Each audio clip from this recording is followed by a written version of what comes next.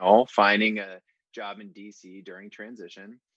Thanks to all my incredible panelists, who I will get to in a second. And also thanks to Blaine with Show Call for producing this event for us, taking it up a notch here at Tom Anitas Jobs. So thanks to Show Call. The reason we're doing this panel is because every 2 years there's an election, and there's a ton of turnover in Washington, D.C., regardless of if it's a midterm election or presidential. A bunch of members of Congress and senators and even ambassadors or administrations and presidents switch out, and there are a ton of people that have to find a new job. There are a ton of people that are looking for a new job. And our esteemed colleagues here on this panel are going to help us kind of navigate that. So whether you're somebody in a sophomore in college looking to get to DC at a new opportunity in 2 years, you're somebody graduating in December, you're somebody who has 2 or 3 years of experience in DC, or you're coming off a campaign and you've had some private sector experience and you jumped into the campaign because you felt a call to get involved in politics. This panel will hopefully cover all those situations for you. Or if you're somebody 15, 20 years in your career and you're looking to get into government, we're going to cover those do's and don'ts. But first off, a little bit about Tom Anitas Jobs. I didn't name it after myself because I'm an egomaniac, but it was because everyone on Capitol Hill in the early 2000s said, you got to get on Tom Anitas's list. And what that was is I found myself in a very privileged situation. I interned for Nancy Pelosi when she had just become the minority whip, and I stayed on with her for 9 years. And in that time, I knew a ton of people who were looking for jobs. And there was, at that time in 2002 and 2003, there was no Facebook, no Twitter. There was something called MySpace, but didn't have a function like this. So when people were looking for jobs, and those of us that were on Capitol Hill were on all these internal email lists. So what I would do is I would get all these job postings throughout the day, throw them in a draft Hotmail, and hit send at the end of the day to the people who had subscribed to my list. So over time, the list grew by hundreds at first and thousands. And then I fell in love with a Republican, and she worked for President Bush.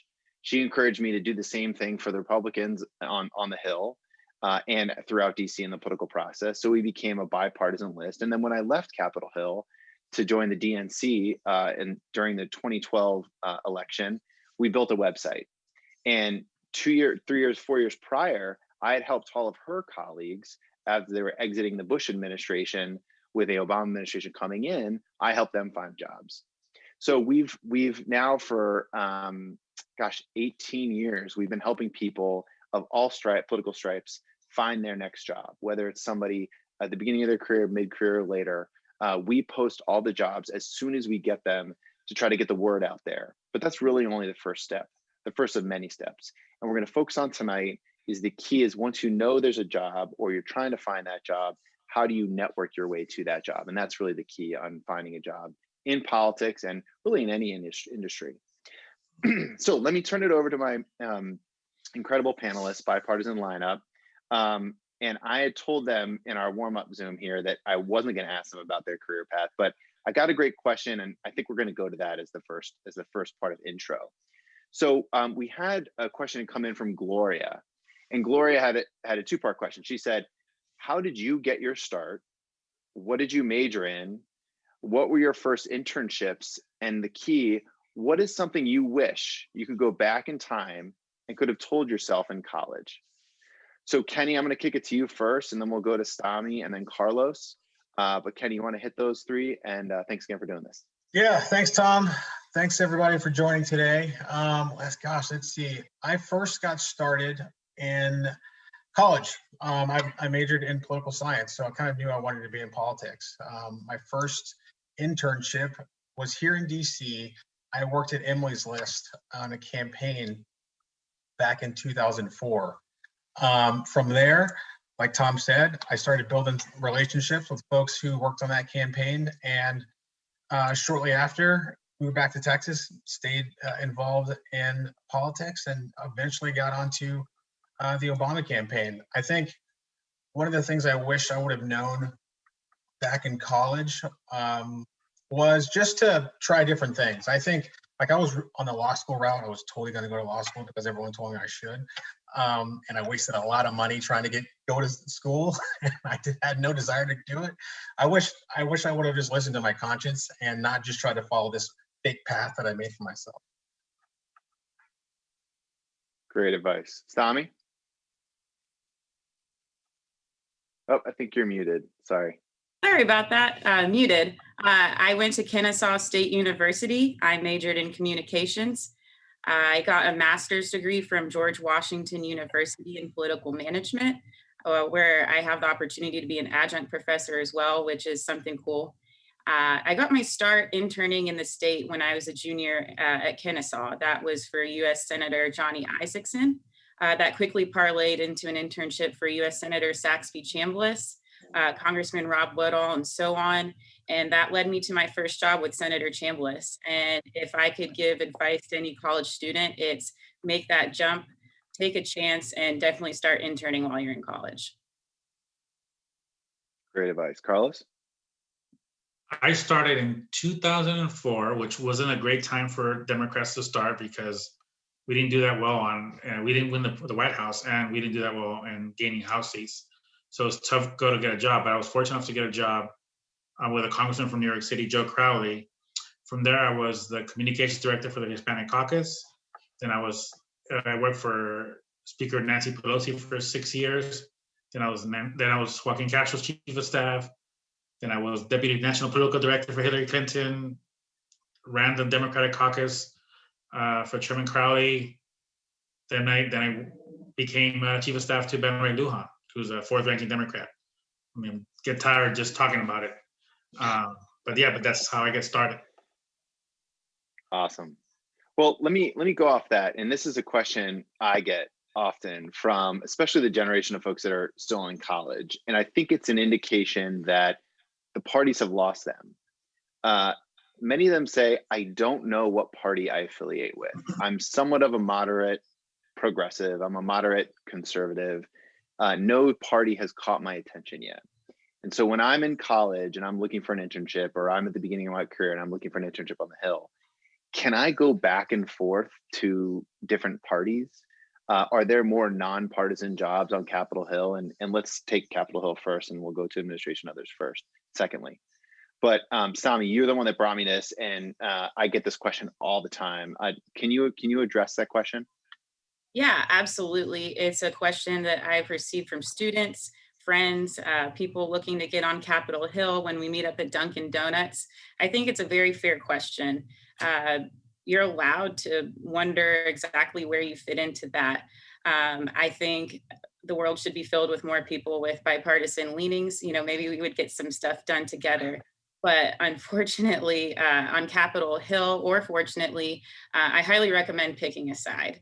I've asked this question of a really smart chief of staff, former Senator Saxby Chambliss's chief of staff, and she told me, she said, well, I guess someone could make one chance, but it's a one-way ticket if you take that shot. So I would highly recommend, like I would for other things, deciding whether you're a comms person or an administrative person and would like to schedule, or a policy person, kind of picking that path. And I'll tell you what, if you pick to be in a Democrat office or a Republican office, there's a lot of opportunity to get bipartisan things done while you're there. So we need more people like you that want to work that way. Kenny or Carlos, any thoughts there? Yeah, I'll jump in. I mean, look, on the executive branch side, particularly now, I would say absolutely. Looking for talent, any political stripes. If you are Republican and you're interested in working for the incoming administration, I'd say go for it. I think it's a great opportunity to get to DCA and then work in an administration, and learn the ways of this town, and particularly in a new incoming administration. So I say I'll go for it. Carlos? Yeah, I agree with Sami that you probably need to pick a side. What I would tell folks is, if you're a moderate progressive, or a moderate Republican, you should just find somebody, or find that type of member or senator you want to work for. They're out there. They're starting to become less and less, but they're still out there. And you can try to follow that whoever that member that you really like is, or whoever that senator you really like is, particularly if you like them for their bipartisan sort of bona fides. And I think that's a good way to straddle that line. I mean, but at the end of the day, like Stanley said, you have to sort of make a choice. It's just unfortunately is the way the town works. Yeah, and I think when we started in the mid 2000s, especially me, you had people. Both parties were not as partisan as they are today, and they are going further apart. And to Stammy's point, I think we would our government, our country would benefit from more people with a more bipartisan tilt coming to town and getting engaged. And Republicans going to work for Biden and Democrats going to work for Republicans on the Hill. Like, I think that would be good for our republic and our democracy. I just think like strategically and realistically that I think you could probably make that change once, but probably not back and forth, because that you will be met because of the hyperpartisanship, especially on Capitol Hill. You'll be met with some skepticism. It's like, well, is this person playing for the other team? And the loyalties will come into play. But don't want to suppress that drive. Also, there are a couple of nonpartisan positions in our government, in the Capitol Hill. There's a ton down in our government on the executive branch. We'll get to in a little bit on the career positions. Those are meant to be nonpartisan, so we can get that later. But I think I want to take a step back in general. For those that don't have connections, let's get to networking. So whether we've got a couple questions, one from Emily, one from Jason, one from Nira, about how do I develop my network in Washington, D.C. Nira specifically said she's a recent Howard University graduate looking to relocate to DC. She has some experience, but what opportunities are there for recent graduates, and how does she develop that network? Kenny, you want to take this one? Yeah, I think whenever I'm thinking about folks who are trying to get to DC from my university, right, I always say reach out to people who went to school where you did. That's a great network that you are already in, and ideally you already have some way of getting in contact with folks who are alumnus of your university. I think that's a great way to get to know folks who you may be older than you, and who have some experience in Washington, but you also have a commonality in the same school you went to. So I think that's a great way to start. Carlos? So, I mean, like everything else, it's tougher now, right? With how we're doing things, but jumping on Zoom like this, I think is helpful. But there's other tools. LinkedIn is also very helpful. But I think it's just like, you'll find that in most of these things, whether it's looking for a job, building a network, or even rising once you have a job, pounding the pavement and like doing the work is where the reward is. If you are intentional about making new friends and creating a network, then that should then you should behave that way, right? You should create a plan of like, I'm gonna log on to these Zooms, or I'm gonna like do some research on LinkedIn, or I'm gonna like have every person I talk to introduce me to another person to create a network. So like I will say it is a challenge now, but it's not insurmountable, and it's just like everything else. Like you do the work, you solve for one problem, then the next one, and then that's how you that's how you create your network. Tommy? Yeah, absolutely. So I got my start in the state, and there was a lot of people that said, hey, you might not be able to make that transition so easy, but I think being very determined, applying for things that work for you, reaching out to your communities. I'm proud to be a Greek American. You can find a group that works for you, whether it's your alumni network or your church or something else, and rely on those people to help you get your foot in the door if you don't have another way, if you haven't started in a congressional office in the state or with a US senator in the state, which don't forget about those opportunities too. And don't forget to capitalize on momentum that comes from campaigns. I definitely wouldn't be here where I am today without the US Senate race in 2014. And you just have to keep working, keep talking to people. A bit of advice that I would give is to be, as Carlos said, very intentional about your ask. Be very clear about what you want, because I think more now we want to know exactly what you want instead of beating around the bush a little bit and saying, oh, hey, how are you? Definitely be cordial, definitely be nice, but say, hey, I'm looking for a job.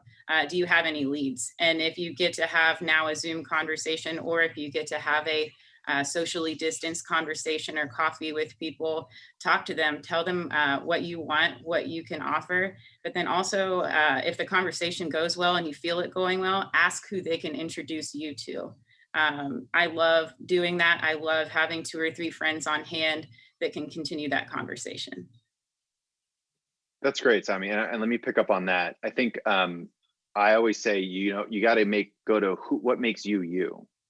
People come from all different kinds of backgrounds, and when you're networking, say, okay, who has similarities to me? Because when I reach out to them, they're going to be a little more likely to help me out based off that similarity. And while keeping in mind, when you're reaching out to people, everyone has been in your shoes. Everyone's been looking for a job. Everyone's getting in the process initially. So have that confidence. It's a very pay it forward town, pay it forward industry. So Sammy and I met because we're both Greek American. And so when I was looking for a job after I was unemployed for 4 or 5 months after the Obama re-election, I reached out to every Greek American in DC I could sit down with. I actually went to an event that Sammy put on with Greek Americans on the Hill. And we've kept that relationship and broadened our network so that we lean on each other to help each other out. So whether it's your ethnicity, your race, your religion, your hometown, your university, lean on those connections. Even if you're coming to town for the first time, go find everyone that went to your undergrad. Even though they're a law grad, you reach out to them. Like you went to GW undergrad, go, and they went to GW law school, it doesn't matter. You reach out to them, say, hey, we're both colonials, So that's a way to build that network based off those commonalities. And at the end of every one of those conversations, as everyone has said, ask for somebody else to talk to. That's key. Let me get a little bit more granular on that experience. And this is something we get often here. Jason asks, what advice do you give a mid-career professional with policy lobbying experience, however, no prior time actually working or living full-time in Washington, D.C.? Anyone with that type of experience that you guys have helped or seen have a successful path to a job in DC? Carlos, you wanna take that one? So yes, I've helped mid-level people who have not had jobs on the Hill get a job on the Hill. Never someone from out of state, I must confess. But the 2 people that come to mind, one of them actually went on to be like an LD right off the top of the bat, having never worked in a Hill office, having never sort of seen the process up close. But she was so talented at her lobbying, at her advocating job, that because she wanted to do that job really well, she got to know basically how that member made decisions, or how the members that mattered to her made decisions, and what sort of influenced them. And from there, deduced how to run a lead shop, and it was really impressive.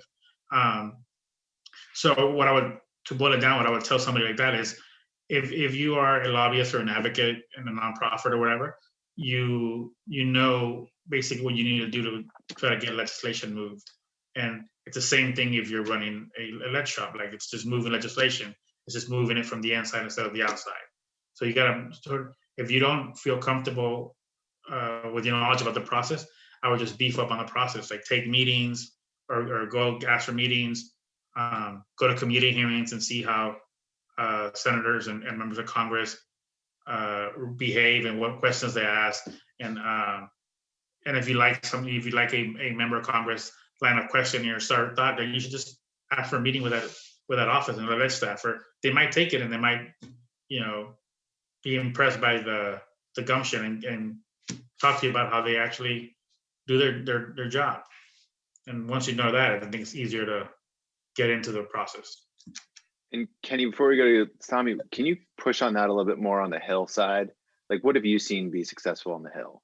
Yeah, absolutely. The thing that I want to say about the Hill is it takes all kinds. I've worked with somebody that was an elementary school teacher that came, not even in a government industry, and it's great for you. I mean, there's no one set path. And that's one thing I really try to emphasize with anybody that I talk to. There's not a perfect way. The way wasn't exactly what somebody might have drawn out for me before. You don't have to start as a staff assistant that goes to an LC, that goes to an LA, or any kind of variation of that. Like, nobody can write your story for you. It's the path that you take. So just like I would recommend for a younger Hill staffer, somebody looking to get on the Hill, connect with other advocacy organizations in DC that do something similar to you and say, hey, I'm in New Jersey and I work at this association. I think we have some similar things. Would you be willing to talk? I think taking that route, doing a little bit of research, seeing if they do some government affairs at this DC advocacy group, something where you can tie your experience with the government affairs and get your foot in the door. Maybe you don't exactly work there, but they can help you find that path to the Hill if that's where you really want to be. And of course, trying to connect with people on the Hill, but I would ask that you also take a look at what your trade is and take a look at the committees. See which members are on those committees, see if it's applicable to what you're doing, and see if you can get that ball rolling. Never be afraid in any situation, whether you're a Young Hill staffer, whoever you are. Don't be afraid to ask people that you think might be too important for you to meet up. I've asked Tom, can we meet up? Can we do that? And he's linked me with other great people who are also willing to take those meetings. So don't ever be afraid to ask for help. Great stuff. Kenny? Yeah, look, I never worked on the Hill. So, I mean, I'm coming to you guys for some advice on this. Well, do you want to speak to the administration of people coming in mid-level? Like how people crack that? Yeah, look, I mean, that is something, back in 2008, when I first got to DC, Tom was one of the first people I met when President-elect Obama went to meet with Speaker Pelosi. And, just thinking about networking relationships, 12 years later, here I am, with you on this conversation. But, right now, obviously, there's a transition going on. And if you go to buildbackbetter.com, there's a way to submit your resume and your credentials. But also, now's a great time to figure out who's in Washington, who's coming from the Biden campaign. Maybe some of your alumnus or folks you may know from your state or city who are in the campaign or who are here in Washington, D.C. So I think now's a great time to really start to activate and get to know folks who's here and to submit your resume. So Kenny, let me, I'm going to ask you this question very specific to the Biden administration, but Stamia and Carlos, I want you to weigh in on your experience with the Trump transition and Obama's transitions, as I did too. Tara asks that looking for the political appointment positions, she's interested in a staff assistant position, say at the State Department.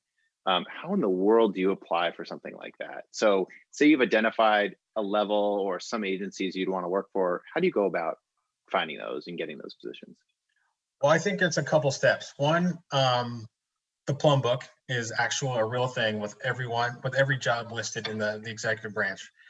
Really go through that and look at specific jobs that you actually may want to apply for. Again, I encourage you to go to buildbackbetter.com to submit your resume. If you go there, you'll see a long list of opportunities for you to say what you're interested in. But I think, as Sammy mentioned earlier, I think it's really important to be intentional and to be really focused on, what you're actually looking to do.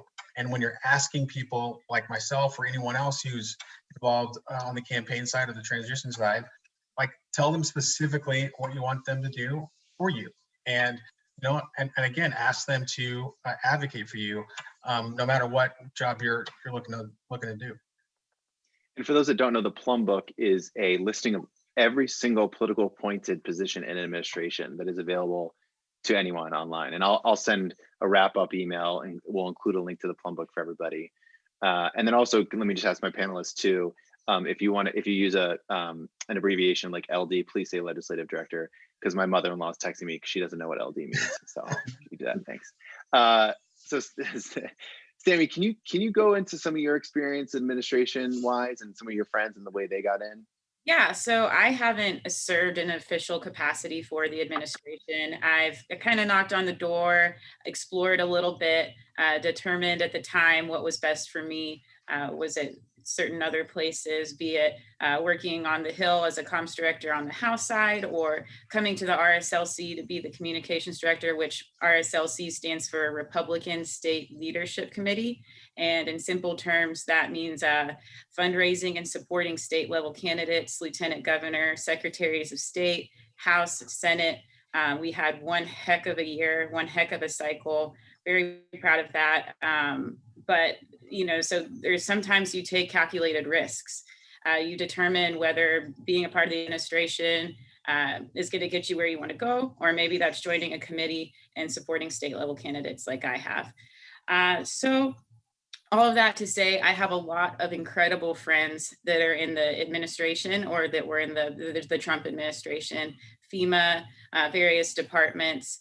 And, I think for a lot of us during this administration, it was having conversations with people. So if you are interning, telling your chief of staff, hey, it might not work out in this office, but I'm interested in joining the administration. How can I do that?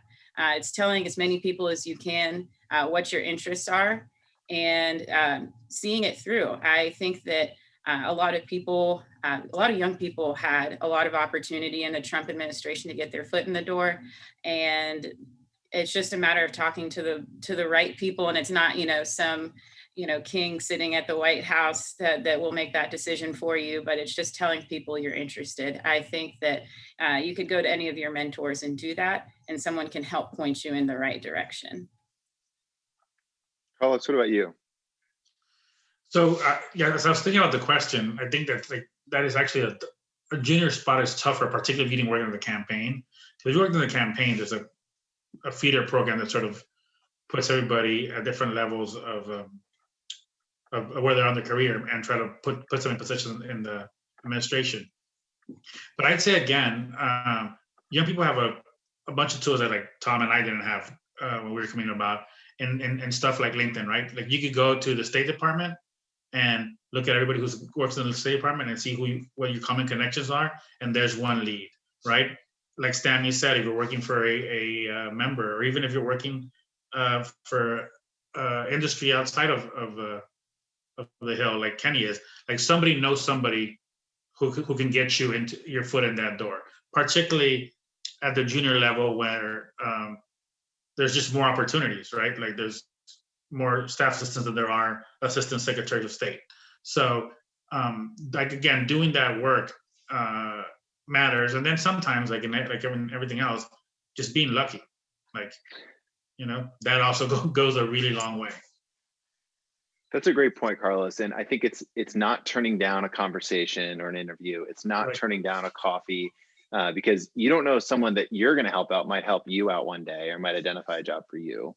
And it's a lot of that positive karma that I truly believe in, that is built up over time. And the more people you help, the more people you network with, is only going to be better for you in your career. And one small example is I was at a job. I wasn't sure if I should apply for this other job. Someone said, "What do you have to lose?" So I went, interviewed for it, picked up the phone and called a friend and said, can I really go do this job? I don't know if I'm sure. He's like, "Well, why aren't you applying for the Spotify job?" I was like, "Well, I didn't know that was available." And then I got that job. And had I not applied for that first job, I never would have got my dream job that I'm in today. So it just shows you, like, never turn down a conversation, always keep talking, always keep networking, always keep looking to grow, and keep pushing those doors open for more people to talk to. At the end of every conversation, ask for somebody else to talk to or somebody else to network with.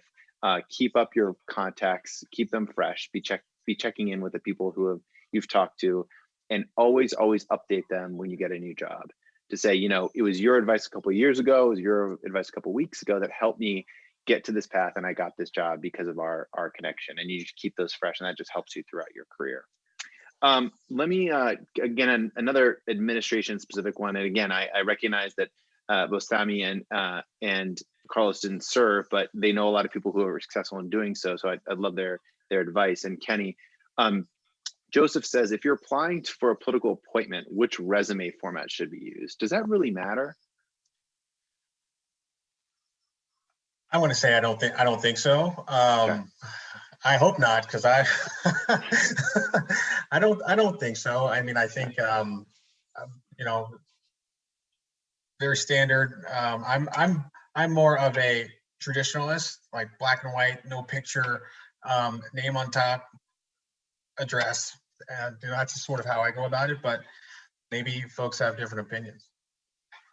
Well, let me add to that. Like, are there certain do's and don'ts with resumes that you all have witnessed that people can take advice from? Sami? My opinion, Absolutely, for me, and everyone can feel free to contradict it. I absolutely, if nobody remembers anything I say, make your resume one page. I've had a lot of great chiefs of staff that have mentored me, and they have said, I absolutely will throw out any resume that has 2 pages. And who wants to potentially face their resume getting thrown out without somebody even looking at how great you are, if it's 2 pages long? Carlos? Yeah, I gotta agree with Stanley on this.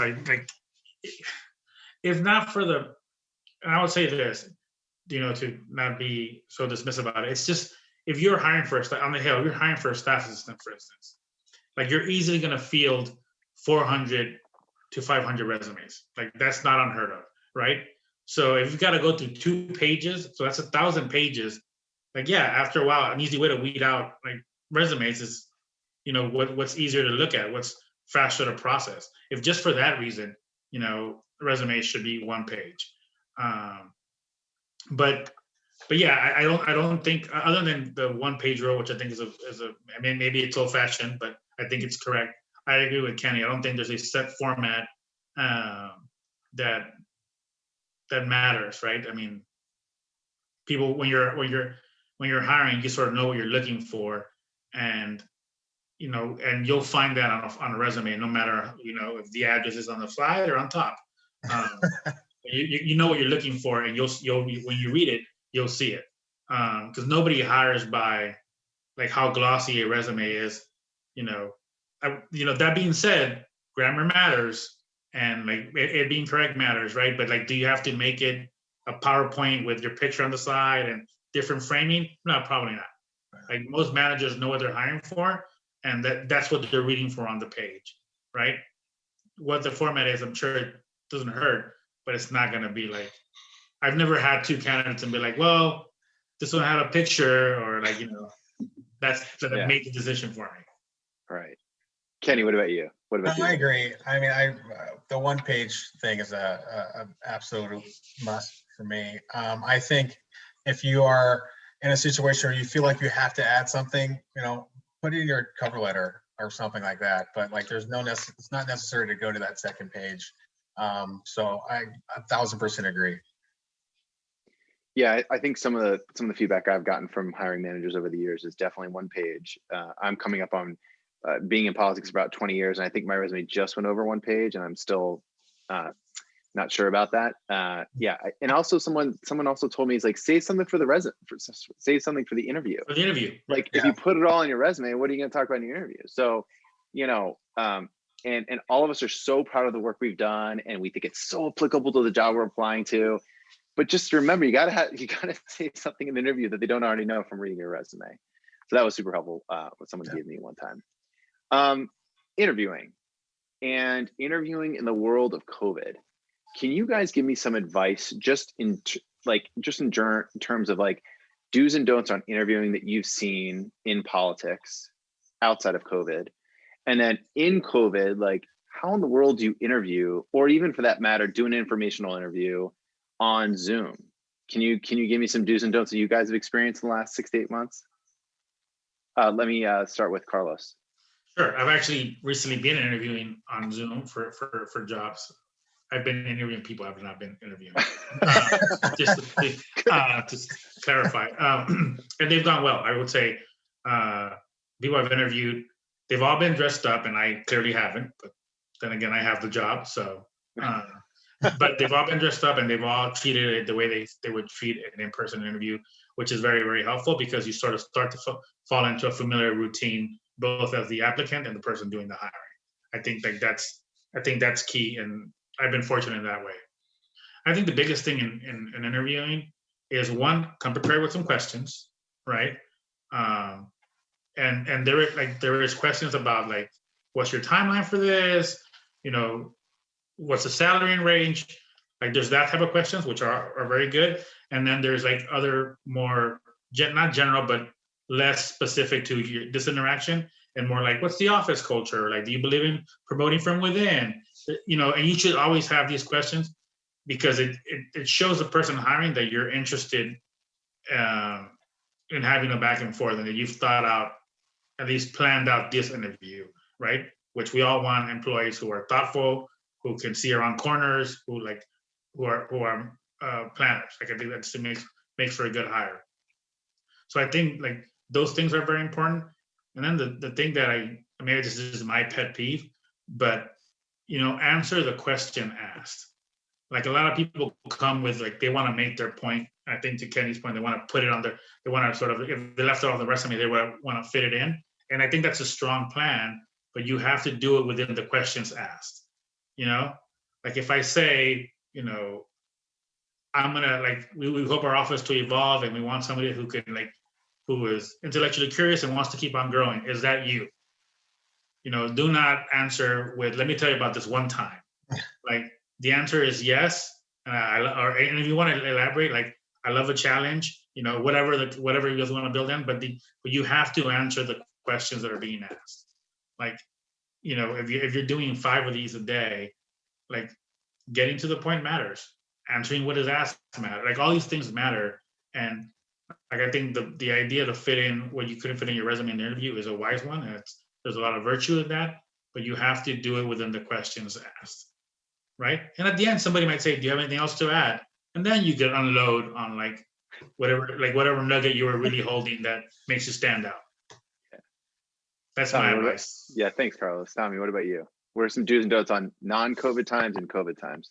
All right, I'll start with COVID times. I think there's some big things to hit there, and that's to get on the call early. Make sure your technology is working. I guess I had mute on up front, so that was a bad on me earlier. So I do as I see, not as I do.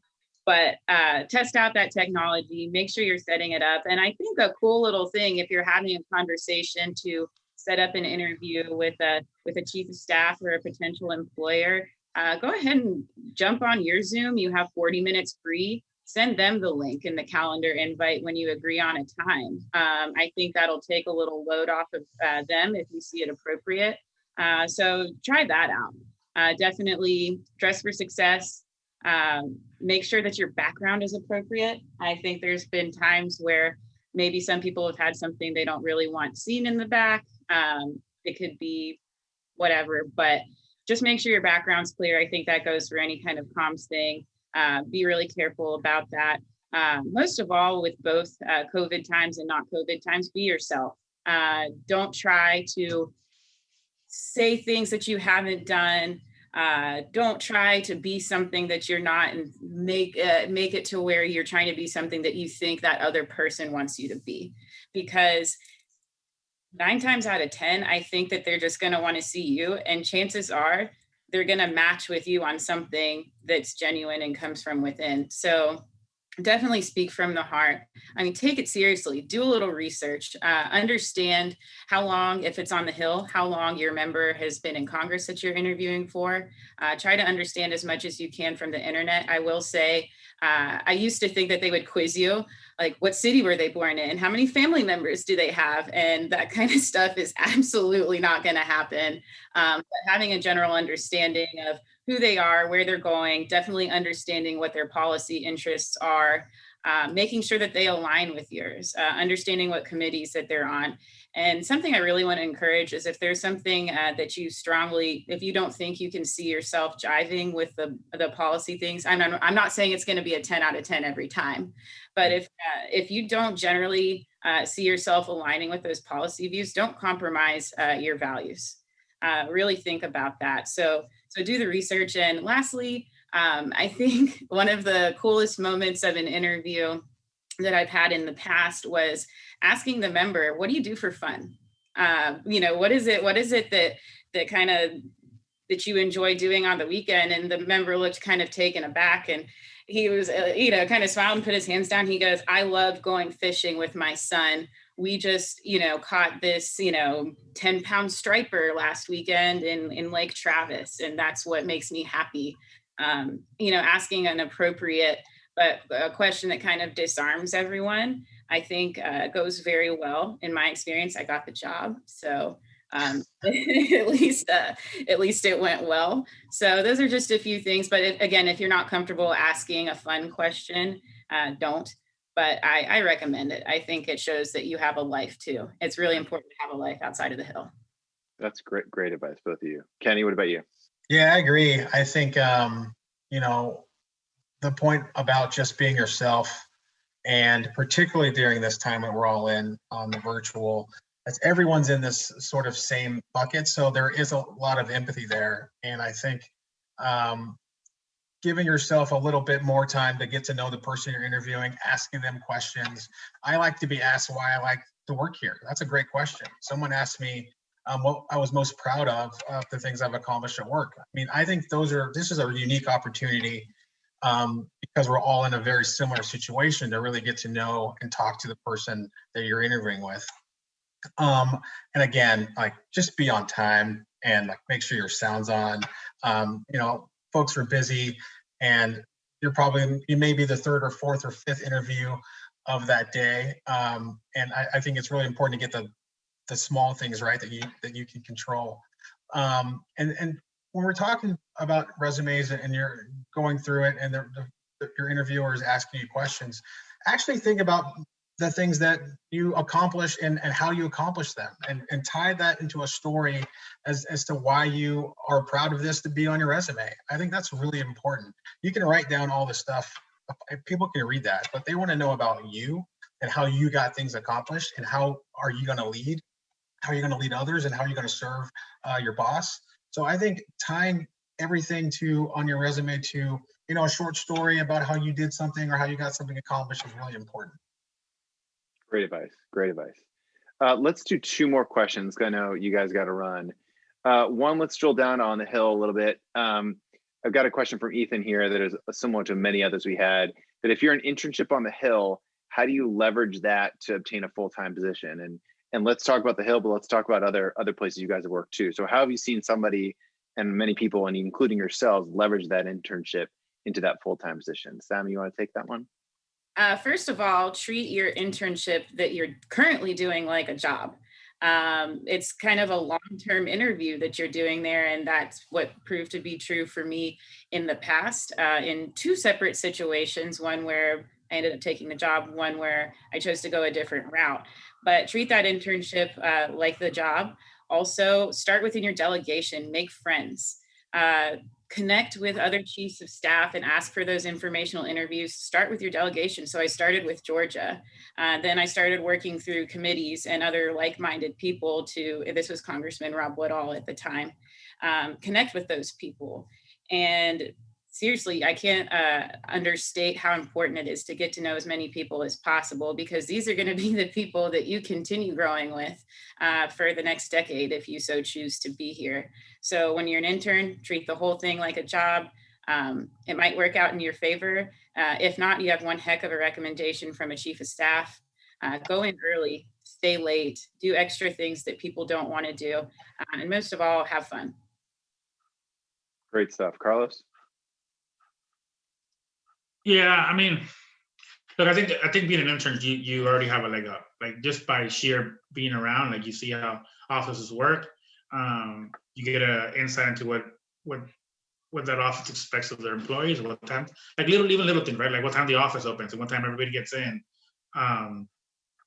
To big things, to like, how to give a tour, how to enter stuff into the correspondence program, whichever one they have. And those things matter to managers, right? Like, you want to be able to have the shortest learning curve possible. And if you can go in and present why hiring you presents like the most seamless transition for that position, I think that is a very strong case to be made. But I think also Stanley is exactly right. Any advice I give to anybody, but particularly young people and particularly interns, most things on the Hill that are like cool to do and cool to witness happen after 6. Like, late votes are where like the big things get done, right?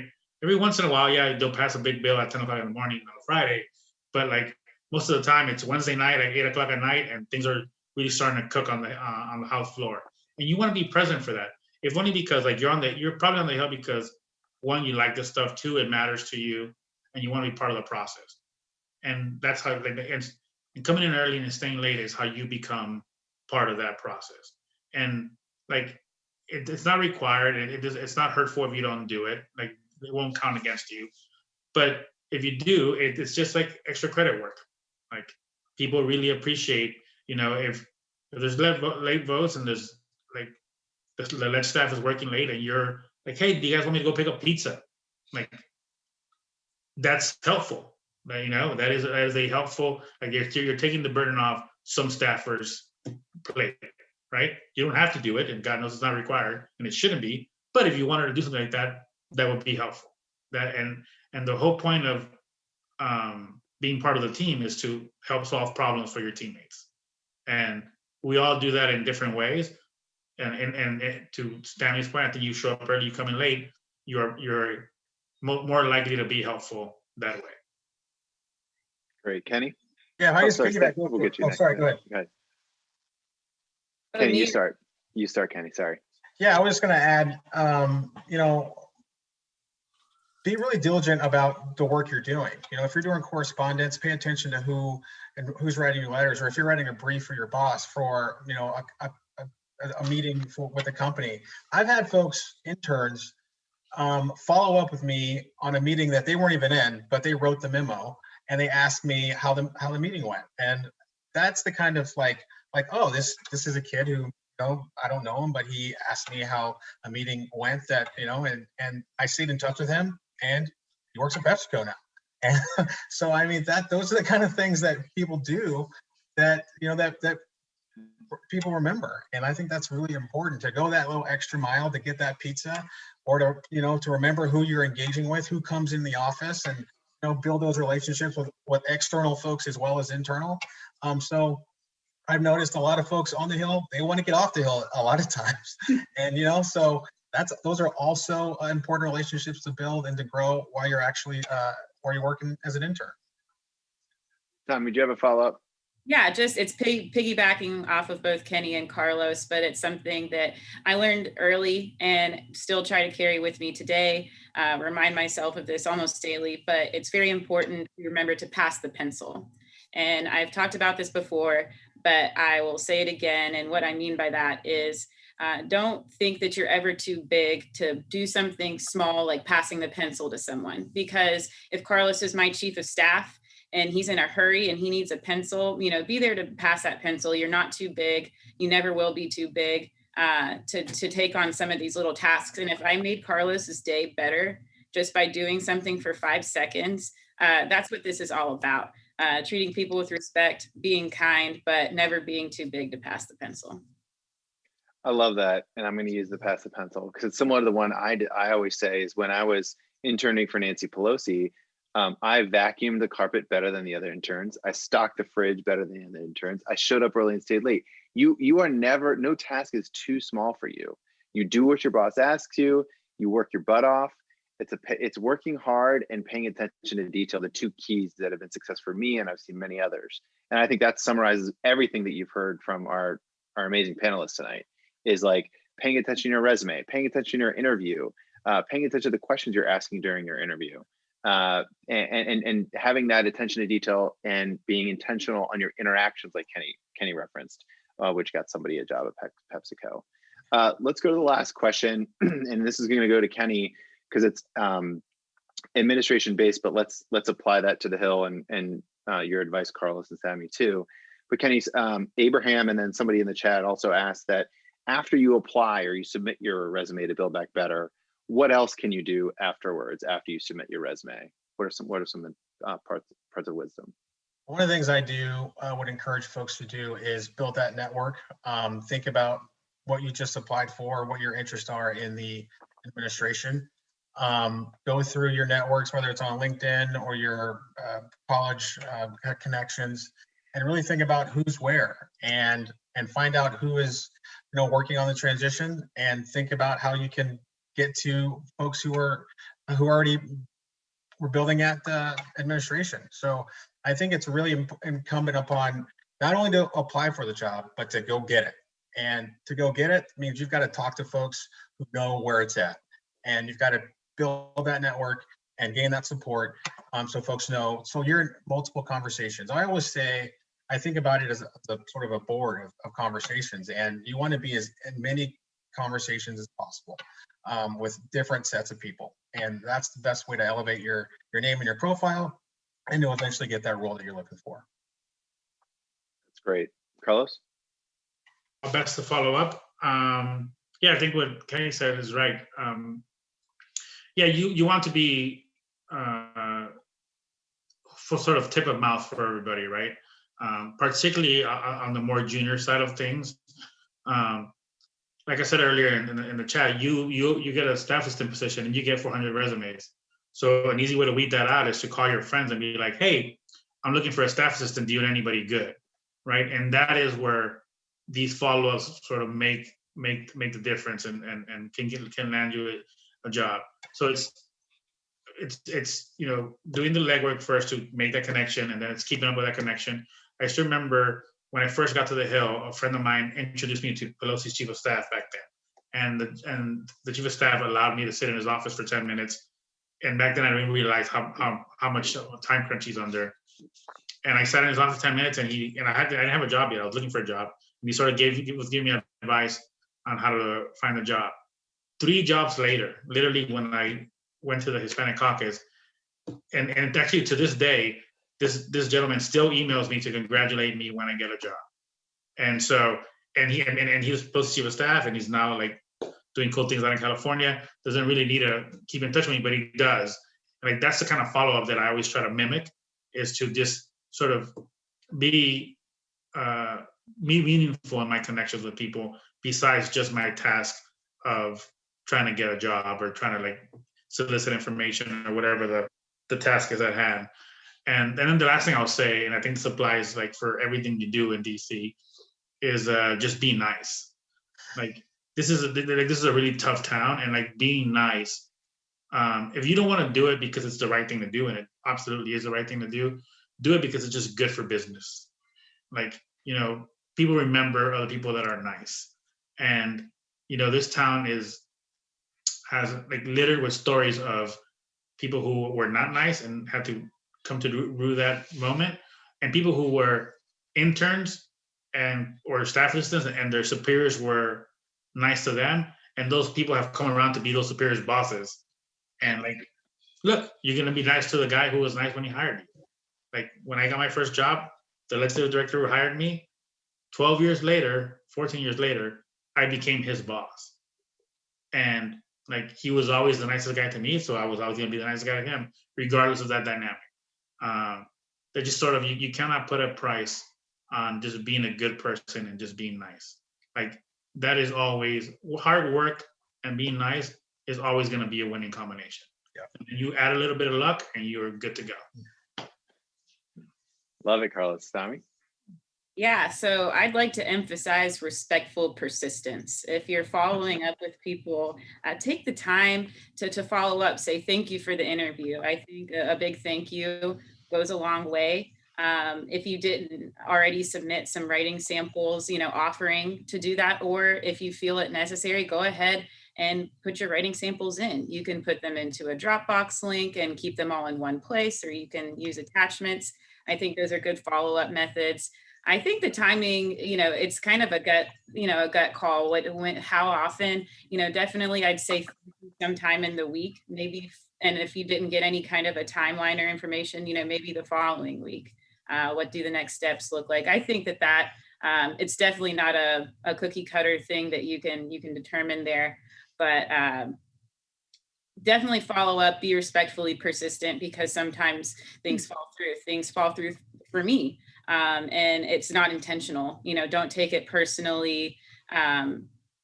Sometimes the things fall through the cracks. So that's why it's important to give people that friendly, respectful reminder, like, hey, I'm still here and I still want to talk. Definitely continue to follow up and definitely continue to do that. Another little bit of advice, TomAnatoshJobs.com. Go ahead and pay the little bit amount of money to see what jobs are out there, who you can connect with. It's a coffee, right? It's the cost of a coffee. So it's a little bit, a tiny little investment for a big thing that's going to take you a long way. Thanks for the plugs, Tommy. And this will be on TomAnatoshJobs.com/videos for eternity, hopefully, because it's great, incredible wisdom. Just a couple in summary. I think I heard some great things. Respectful persistence. I always say be persistent up to the line of being annoying, but I like that frame of being respectful. Always be nice. I don't think you all can see all of our shaking heads, but when Carlos said that, all 4 of us were like, yes, yes. Like that was the one time we all completely agreed, because we've had a lot of bad experiences with people not being nice. And we've seen that lead people in the wrong direction that you want your career to head. So be nice, be kind to people. Pass the pencil, love that. Work hard, attention to detail. And the other one that all of us gave thumbs up and nodded our heads to was a 1-page resume. So I think that's a good indication. But I can't thank you guys enough. Sami, Carlos, and Kenny are incredibly busy, important people. They took time out to not only prep for this, do a test call, but also give a whole hour of their evening to us. Really appreciate it. Thank you guys so much. Can't thank you enough.